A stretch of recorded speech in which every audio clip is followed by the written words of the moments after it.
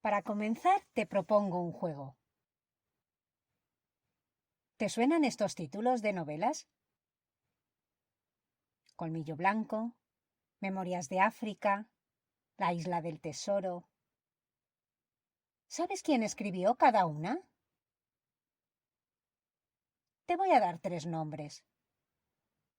Isak Dinesen, R.L. Stevenson, Jack London. ¿Y ahora? Ahí está.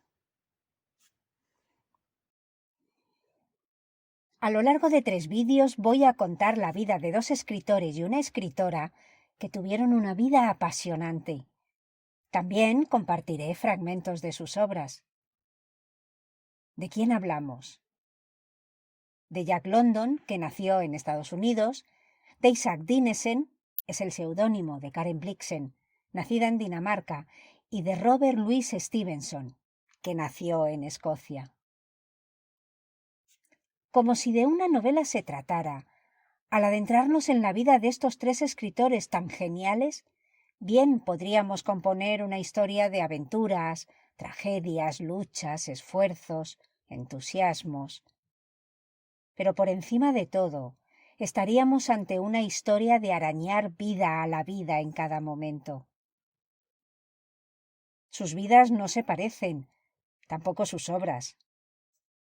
Pero hay 3 circunstancias que sí comparten, tanto personal como intelectualmente.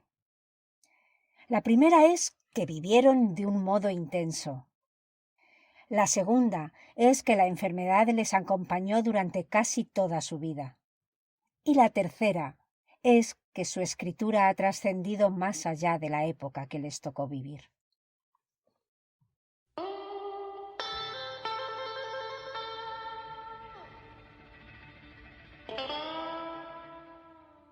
Capítulo 1. Jack London. Una vida tan salvaje como sus libros.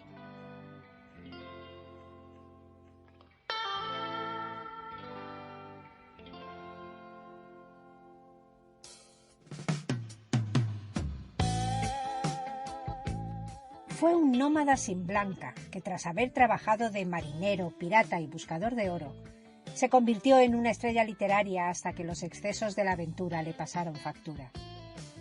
Su personalidad carismática y su estilo de vida arriesgado lo convirtieron en una de las primeras celebridades literarias del momento. Pero este viaje vital desde la pobreza a la cumbre de los literatos fue improbable, atribulado y breve, terminado en circunstancias documentadas de forma inexacta a los 40 años.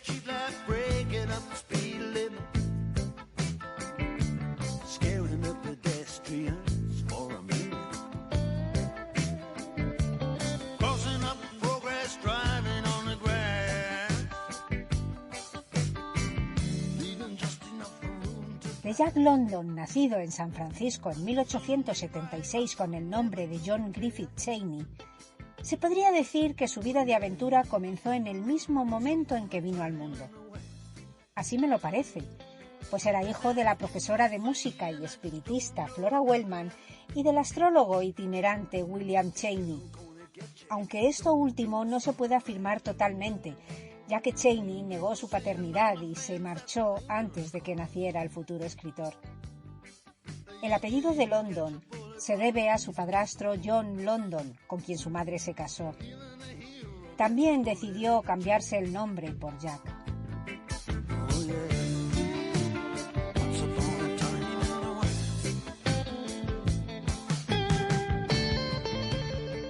Tenía 14 años cuando abandonó el colegio.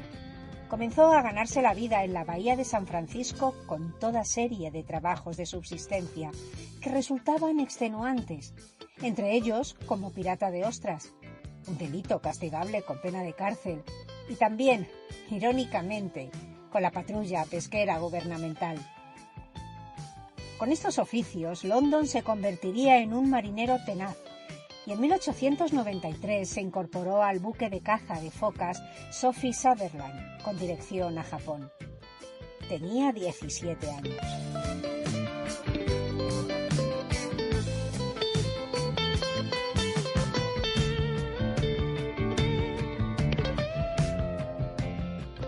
Cuando regresó a Estados Unidos participó en las protestas de las guerras laborales, que por aquel entonces se extendían por el país, e incluso estuvo encarcelado 30 días como vagabundo. De vuelta a California, donde nació, decidió matricularse en la Universidad de Berkeley hasta que se quedó sin dinero. Fue entonces que se enteró de que en el año 1896 un grupo de mineros había encontrado oro en el territorio del Yukón canadiense, al norte del país. Esta noticia animó a que en los 3 años siguientes unos 100.000 prospectores fueran allí desde ciudades del oeste, como Seattle y San Francisco. Se dice que de esos 100.000, solo unos 30.000 llegaron a los yacimientos de oro atravesando el campo brutal.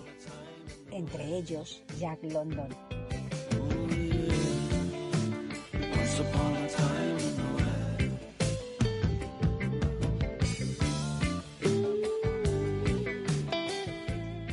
El ambiente de lucha y supervivencia que encontró en estos lugares, así como las gentes, animales y situaciones, fueron una muy buena inspiración para muchas de las historias y personajes que recoge en su extensa y variada obra.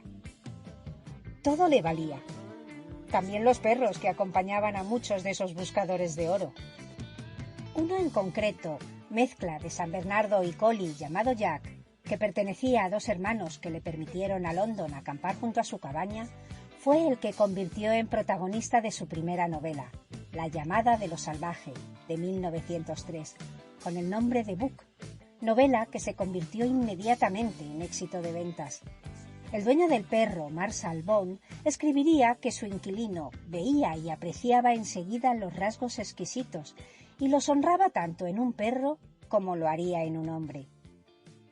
London vivió y aprendió mucho de aquella experiencia. También él mismo contaría que enfermó de escorbuto. De lo vivido escribiría: en Klondike me encontré a mí mismo. O allí nadie habla, todos piensan. Allí obtienes perspectiva. Yo obtuve la mía.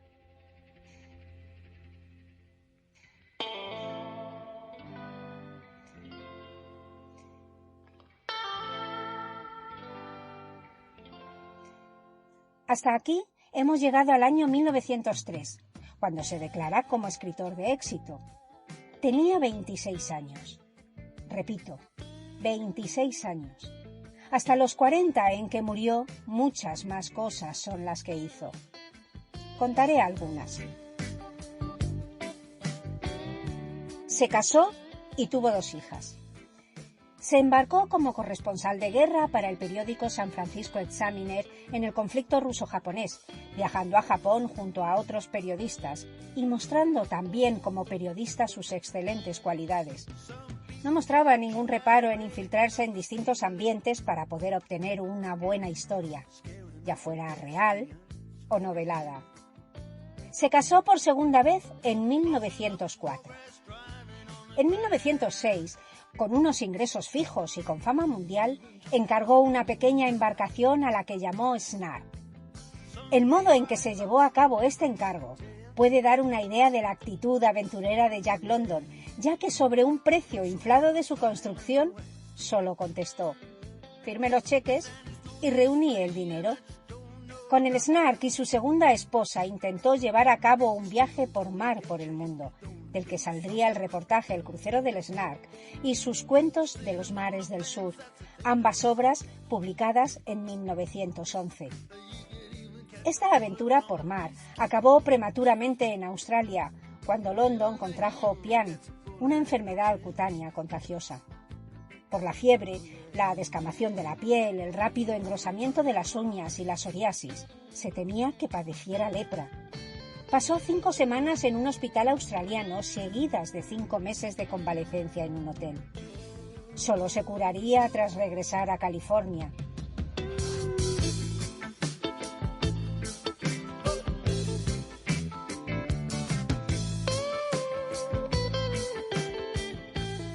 Sentía pasión por el mar, pero también por la tierra firme. A lo largo de su carrera iría comprando una franja de terreno en Glen Ellen, en las colinas de Oakland, California, llegando a alcanzar 566 hectáreas. Allí dirigió una granja, gestionó el terreno y construyó Wolf House, la Casa del Lobo, una gran propiedad de 26 habitaciones con una biblioteca de 232 metros, hecha con secuoyas locales y piedras que debía convertirse en el hogar de London y su mujer. He dicho bien, debía convertirse en su hogar, porque no llegó a serlo. La noche del 23 de agosto de 1913, un terrible incendio destruyó la vivienda. Todo, salvo las paredes de piedra de Wolf House, ardió hasta los cimientos. Las pertenencias de la pareja acababan de ser trasladadas a la casa y se suponía que iban a mudarse dentro de poco. London llegó hasta el incendio a caballo, pero no pudo hacer nada, salvo mirar. Su esposa afirmaría que tras la pérdida de la casa, algo murió dentro de Jack.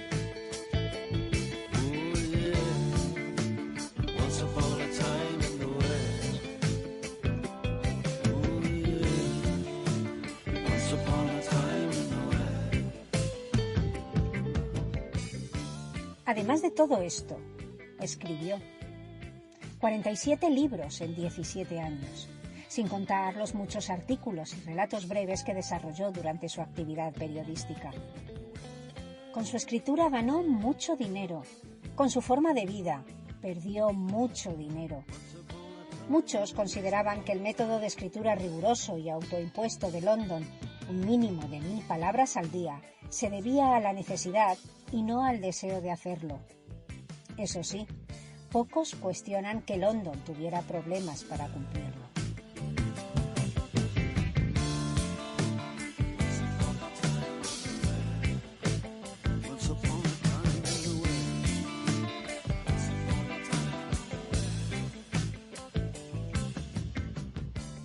Antes del incendio de su propiedad Wolf House, la salud del autor ya era frágil.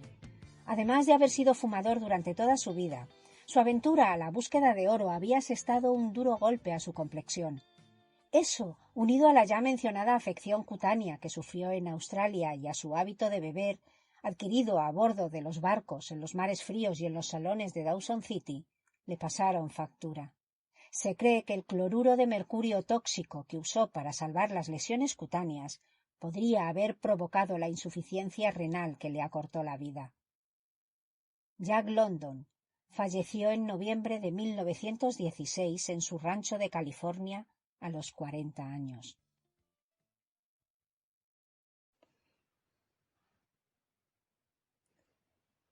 La escritura de Jack London es fresca, espontánea, sencilla, de pasión por la naturaleza. Aunque muchas veces se ha destacado su obra más por la cantidad que por la calidad, su popularidad es indiscutible. En su máxima expresión, la obra de London se clasifica entre las de los grandes literatos, aunque este reconocimiento lo ha obtenido en los últimos años relativamente. Kenneth Brandt, autor de una biografía sobre el escritor publicada en 2018, afirma: a mediados y finales del siglo XX, las figuras consagradas del mundo literario preferían las complejidades formales de escritores como William Faulkner y T.S. Eliot al estilo directo y accesible de London.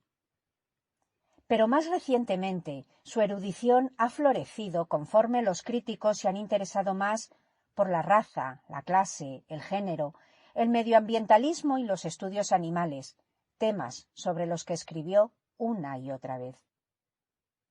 Críticos y estudiosos aparte, lo que London destiló indiscutiblemente fue aventura, de una forma que sigue emocionando. Como describió el difunto periodista galardonado con el Pulitzer, Tony Horwitz, en el prólogo introductorio de la edición del 2000 de Cuentos de los Mares del Sur, con las historias de London estamos ahí de verdad, en el fin del mundo y al límite de la resistencia humana. Ahora vamos a disfrutarlo. Difícil, qué fragmento leer. Me voy a decidir por el comienzo de El crucero del Snark, donde el lector se encontrará con el ritmo ágil de la escritura de London, su habilidad narrativa y el espíritu aventurero que dirigió su vida. A modo de diario, narra cómo surgió la idea de dar la vuelta al mundo y de la necesidad de construir una embarcación para ello. A lo largo del libro podremos acompañarle en un inolvidable viaje. Este libro se lo dedica a su mujer, Charmian, también inestimable compañera, y lo hace de este modo. Para Charmian, patrón del Snark, que lo gobernó de día y de noche, entrando o saliendo de los puertos, sorteando escollos y en cualquier emergencia, y que tanto lamentó que interrumpiésemos el viaje tras 2 años de navegación. Así comienza esta aventura. Todo empezó en la piscina de Glen Ellen. Entre nuestros chapuzones nos gustaba tumbarnos en la arena y dejar que nuestra piel respirase el aire cálido y se tostase al sol. Roscoe era un navegante. Yo no sabía demasiado acerca del mar, pero era inevitable que hablásemos de barcos. Hablábamos de barcos pequeños y de la gran navegabilidad de estas embarcaciones. Solíamos comentar el viaje de 3 años alrededor del mundo realizado por Joshua Slocum a bordo del Spry. Estábamos seguros de que nos atreveríamos a efectuar la vuelta al mundo en una embarcación pequeña, digamos de unos 13 metros de eslora. También estábamos seguros de que disfrutaríamos mucho haciéndolo. Finalmente llegamos a la conclusión de que nada en este mundo nos haría más ilusión que intentar llevarlo a cabo. Bromeábamos diciendo, «Hagámoslo». Un día le pregunté discretamente a Charmian si ella estaría realmente dispuesta a hacerlo, y me contestó que le parecía demasiado maravilloso para ser cierto. En la siguiente ocasión en que coincidí con Roscoe junto a la piscina le dije, «Vamos a hacerlo». Notó que yo hablaba en serio, por lo que se limitó a contestarme, «¿Cuándo partimos?» El caso es que en mi rancho quería construir una casa, plantar un huerto y una viña, colocar setos, y tenía también muchísimas otras cosas que hacer. Calculábamos que podríamos zarpar en cuestión de 4 o 5 años, pero la fiebre de la aventura empezó a afectarnos. ¿Por qué no irnos ya? Ninguno de nosotros sería nunca más joven que ahora. El huerto, los viñedos y los setos podrían crecer solos mientras nosotros estuviésemos fuera. A nuestro regreso ya disfrutaríamos de ellos y podríamos vivir en el granero mientras construyésemos la casa. Por lo tanto, decidimos llevar a cabo el viaje y se inició la construcción del Snark. Le pusimos el nombre de Snark porque no se nos ocurrió ningún otro. Lo digo en beneficio de todos aquellos que de otra manera podrían creer que hay algo oculto en este nombre. Nuestras amistades no podían comprender qué nos impulsaba a este viaje. No hacían más que proferir quejas y lamentos.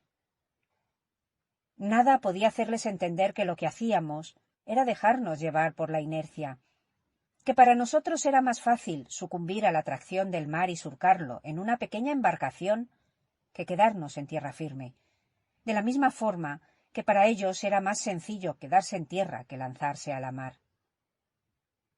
Es un estado mental provocado por un excesivo egocentrismo. No pueden salir de sí mismos. No pueden alejarse lo suficientemente de sí mismos como para darse cuenta de que su fluir quizás sea diferente al de los demás. Creen que sus deseos y preferencias forman un conjunto con el que han de medirse los deseos y preferencias del resto de los seres.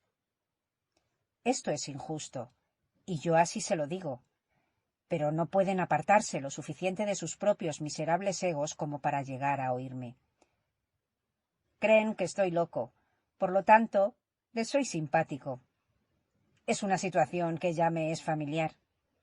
Todos tendemos a creer que algo debe fallar en la mente de aquellos que no están de acuerdo con nosotros. La expresión definitiva es «me gusta». Es la base de la filosofía y está íntimamente relacionada con el núcleo de la vida. Cuando la filosofía ha ido madurando durante un mes para indicarle al individuo cuál es el camino a seguir, de repente el individuo dice «me gusta», y la filosofía se va a paseo. Es este «me gusta» lo que hace que el borracho beba y que el aspirante a mártir lleve un cilicio, lo que convierte a un hombre en juerguista y a otro en anacoreta, lo que hace que unos busquen la fama, otros oro, otros amor, y otros a Dios. Muchas veces la filosofía no es más que la forma en que el hombre expresa su propio me gusta.